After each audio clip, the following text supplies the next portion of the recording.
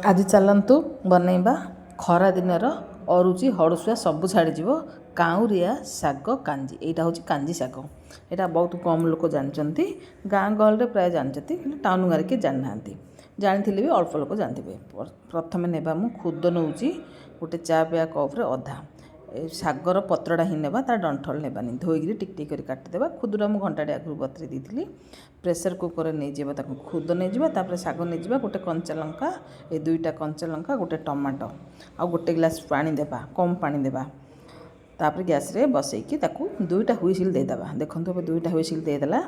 ଆକୁ ମୁଁ ଓହ୍ଲେଇ ଦେଉଛି, ସିଟି ବାହାର କରିକିରି ଭାତ ଯେଉଁ ବନେଇଥିଲି ମୁଁ ତା'ର ପେଜ ଦେଇଦେଉଛି। ଆଉ ମୁଁ ଯେତିକି ଗ୍ରେଭି ଦରକାର ସେତିକି ଦେବା। ତାପରେ ଏବେ ଦେଇଦେବା ହଳଦୀ ଆଉ ଲୁଣ ଦେଖିକି ଚାଖିବେ, କମ୍ ଅଧିକ ଲୁଣ ଦେବେ। ତାପରେ ଆକୁ ଆଉ ଟିକେ ଗ୍ୟାସ୍ରେ ବସେଇଦେବା ଫୁଟିବା ପାଇଁ।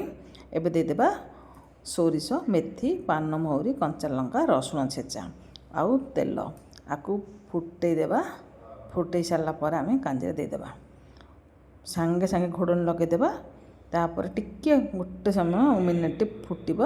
ଫୁଟି ସାରିଲା ପରେ ଆମର ହୋଇଗଲା ଏବେ ଗରମ ଗରମ କାଞ୍ଜି। ଏଇଟା ଖରା ଦିନ ପାଇଁ। ପ୍ରଥମେ ଆଉ ଟିକେ ଫିରିକା ମାରି ଦେଇଥିବେ। ମୁଁ ପ୍ରଥମେ ଏଇଟା ଫିରିକା ଦେଇଥିଲି ନ ଫୁଟେଇବା ଆଗରୁ।